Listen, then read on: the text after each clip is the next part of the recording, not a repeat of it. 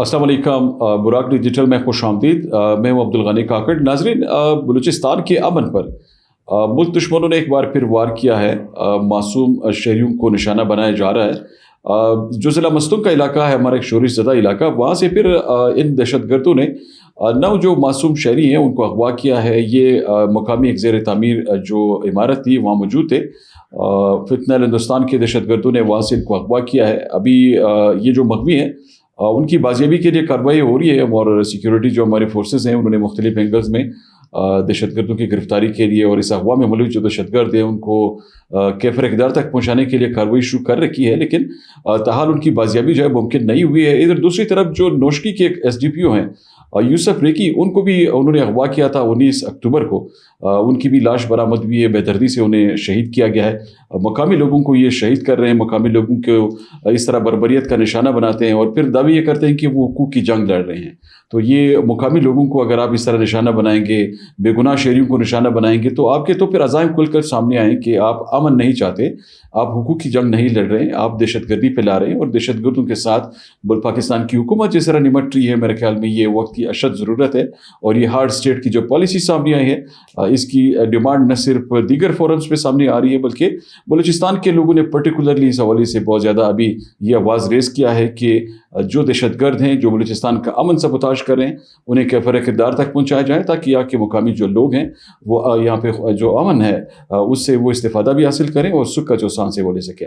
कुछ और भी इशूज़ हैं, उन पर भी बात करेंगे। हमारे साथ स्टूडियोज़ में मौजूद हैं बाबर यूसुफजई साहब, उनकी जानिब बढ़ते हैं और मज़ीद इस पर बात करते हैं। बाबर साहब, बहुत शुक्रिया, आपने आज कीमती वक्त निकाल कर आप तशरीफ़ लाए। शुरू करते हैं इससे कि ये जो दहशतगर्दी के वाक़यात हैं, हम ये देख रहे हैं कि इसमें ये जो अभी इन्होंने सॉफ्ट टारगेट्स को हिट करना शुरू किया है, आप इसको किस तरह देखते हैं? क्या ये अपने उस बुनियादी नज़रिए से पीछे नहीं हट गए? पहले तो ये हुकूक की बातें करते थे, अगर हुकूक की बात है तो अब अपने लोगों को क्यों मार रहे हैं? बिस्मिल्लाहिर्रहमानिर्रहीम। कम मिन फ़ियतिन कलीलतिन ग़लबत फ़ियतन कसीरतन बिइज़्निल्लाह। सबसे पहले मैं जो हमारे मस्तूंग के बहादुर पुलिस ऑफिसर थे यूसुफ रेकी साहब, उनके बेईमाना कत्ल की शदीद मज़म्मत करता हूँ। फितनतुल हिंदुस्तान ने उन्हें अगवा किया। वो अपने घर से ड्यूटी के मकाम पर जा रहे थे, गर्दकाब तहसील है मस्तूंग में, वहाँ से उन्हें अगवा किया गया और उसके बाद उन्हें शहीद कर दिया गया। आज उनकी लाश मिली है, तो शहीद का जो रुतबा है वो तो बहुत आला रुतबा है। मैं उनके ख़ानदान से इज़हार हमदर्दी करता हूँ, इज़हार ताज़ियत करता हूँ और उनके ख़ानदान को बताना चाहता हूँ कि ये फितनतुल हिंदुस्तान के जो फितने इंशाअल्लाह ये अपने अंजाम को पहुँचेंगे और इंशाअल्लाह यूसुफ रेकी की जो जान शहीद हुई है उसका बदला रियासत पाकिस्तान ज़रूर लेगी। जी बिल्कुल, ये जो है अब सॉफ्ट टारगेट्स को निशाना बना रहे हैं। कल आप देखें, इन्होंने मज़दूर में एक इमारत में काम करने वाले मज़दूरों को जो है अगवा किया है और वो मज़दूर जो अपनी रिस्क रोज़ी पालने के लिए, अपने बच्चों का पेट पालने के लिए मेहनत मजदूरी कर रहे थे। हमारी सिक्योरिटी फोर्सेस से ये लड़ नहीं सकते। फितनतुल हिंदुस्तान जो है हमारी सिक्योरिटी फोर्सेस से डरते हैं। अब ये जो मकामी जो लोग हैं, जो मज़दूर तबका है, जो वहाँ के मकामी बलोच हैं, जो इलाके की तरक्की में अपना किरदार अदा करते हैं, ये उन्हें टारगेट करते हैं, ये उन्हें शहीद करते हैं, ये उन्हें अगवा करते हैं। जब हमारी सिक्योरिटी फोर्सेस जाती हैं ये भाग जाते हैं। एक और वाक़या मैं आपको बताता चलूँ कि कल हमारी सिक्योरिटी फोर्सेस ने दालबंदीन में फितनतुल हिंदुस्तान के 6 फितनों को जहन्नुम वासिल किया है। उनकी भी ये कोशिश थी कि किसी तरीके से जो है ना दालबंदीन का अमन ख़राब किया जाए, तो हमारी सिक्योरिटी फोर्सेस ने IB ऑपरेशन में उन्हें जहन्नुम वासिल किया है। ये मस्तूंग वाला वाक़या जो है, इसमें अभी इंशाल्लाह हमारी सिक्योरिटी फोर्सेस काम कर रही हैं। हमारे कानून नाफिज करने वाले जो अदारे हैं वो इनके पीछे जा रहे हैं। इंशाल्लाह हम अपने मुग़वियों को भी बाहिफाजत बाजियाब कराएंगे और इसमें जो लोग मुलव्विस हैं इंशाल्लाह उन्हें उनके अंजाम तक पहुंचाया जाएगा। लेकिन मैं हमेशा कहता आया हूँ कि ये हकूक़ की जंग है ही नहीं, ये बलोचियत की जंग है ही नहीं। ये बलोचों के नाम पर जो है ना भारत से पैसा लिया जाता है, फॉरेन फंडिंग ली जाती है। ये असल में अगर ये अब जंग देखें तो ये डॉलरों की जंग है, ये मफाद की जंग है। ये जितने भी इनके सो कॉल्ड लीडर बैठे हैं, अल्लाह नज़र है, बशीर ज़ेब है या जो भी है, ये पैसे लेते हैं, इन्हें पैसा मिल रहा होता है मासूम लोगों को मारने के लिए। इनका एक ही नज़रिया है, वो नज़रिया है डॉलर का नज़रिया। इन्होंने मासूम लोगों को शहीद करना है, मासूम लोगों को अगवा करना है, मासूम और मकामी लोगों के कारोबार को डिस्टर्ब करना है, उनकी ज़िंदगी में तरक्की होने नहीं देनी, उनको तालीम से दूर रखना है, उनको सेहत जैसी बुनियादी सहूलियात से महरूम रखना है। तो ये कोई नज़रिए की जंग नहीं है, ये सिर्फ डॉलर्स की जंग है, मफादात की जंग है और ये उनके अलाकार बने हुए, प्रॉक्सीज बने हुए।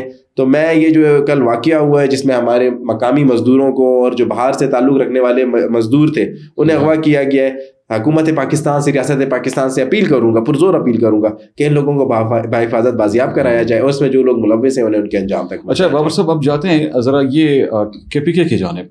یہ جو نئے وزیر اعلیٰ ہیں KPK کے، آپ کیا سمجھتے ہیں ان کا کوئی رویہ بہت ہی غیر ذمہ دارانہ اور غیر جمہوری نہیں ہے؟ ایک طرف تو یہ جمہوریت کے دعوے دار پھرتے ہیں کہ جمہوری جو اصول ہیں ان کی وہ پاسداری کر رہے ہیں، اور صورتحال یہاں تک پہنچی ہے کہ ایک ورکشاپ کے شرکا ان سے ملنے کے لیے جاتے ہیں اور وہ ان کو وقت نہیں دیتے ہیں. تو وہ کس چیز سے ڈرتے ہیں، کس چیز سے؟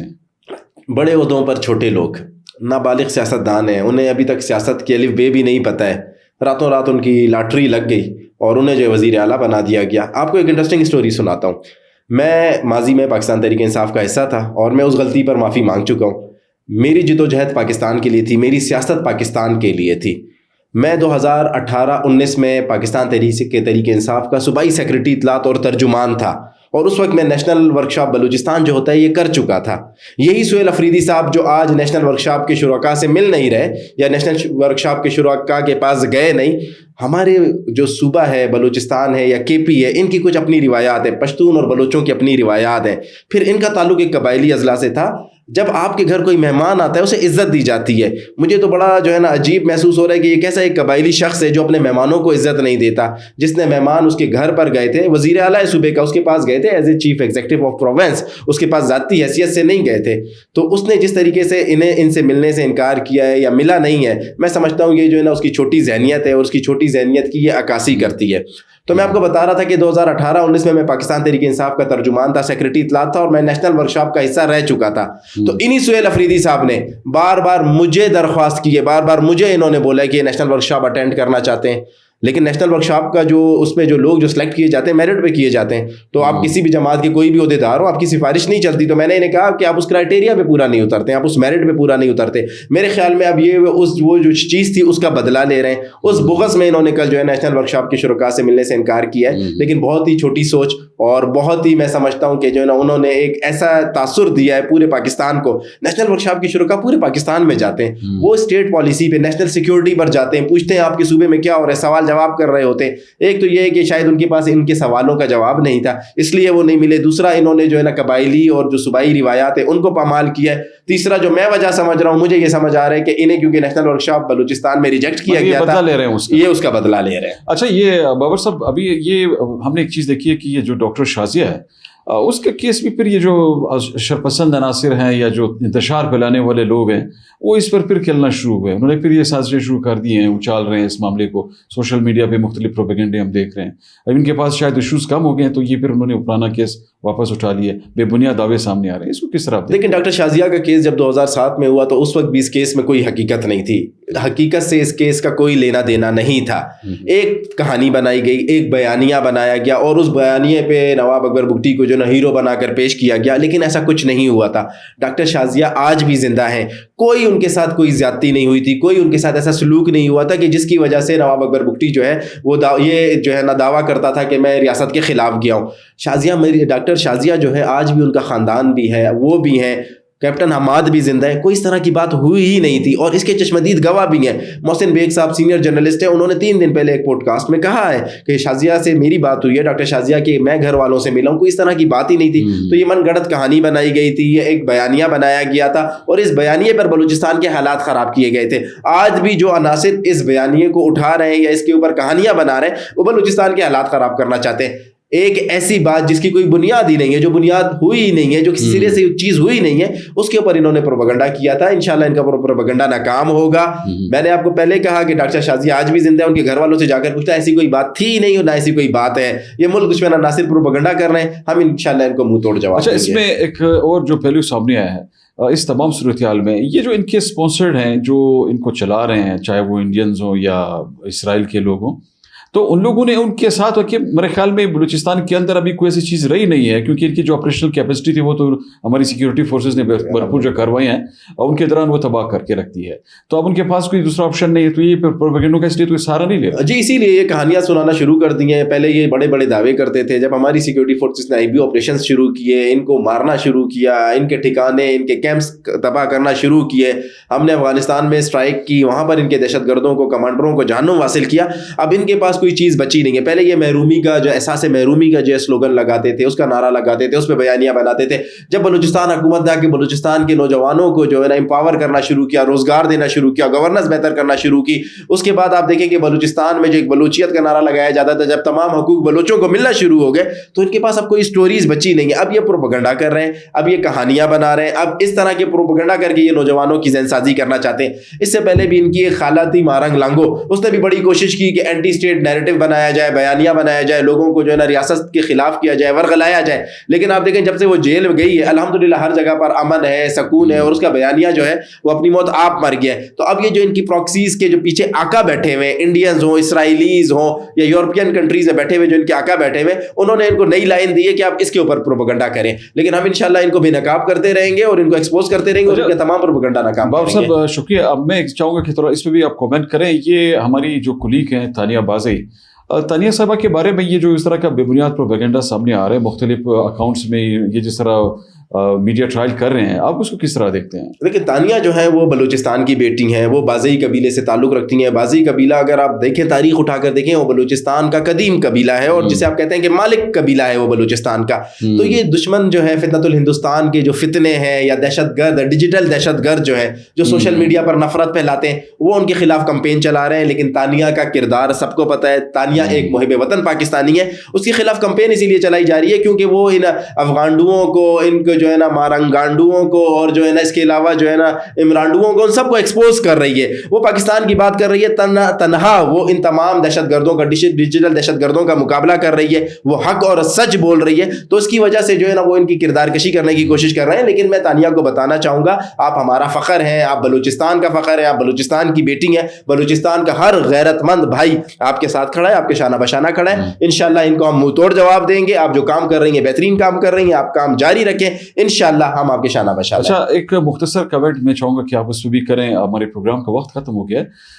بابر صاحب, یہ اتل میں بھی وہاں پہ جو کارروائی ایک کی گئی ہے, یا جس طرح مطلب چیکنگ ہوتی ہے وہاں پہ گاڑیوں کی اسمگلنگ کی روک تھام کے لیے, یا ملک دشمن عناصر کے خلاف جو یہ چیزیں آگے پیچھے لاجسٹک کی سپورٹ ہوتی ہے ان کی, تو اس کی روک تھام کے لیے تو چیکنگ ہوتی ہے. تو یہ اس چیکنگ کی بنیاد کو بھی ابھی وہ متنازع بنانے کی کوشش کر رہے ہیں, کہہ رہے ہیں کہ جی اس طرح معصوم جو بچی ہے وہ ان کی وجہ سے فوت ہوئی ہے.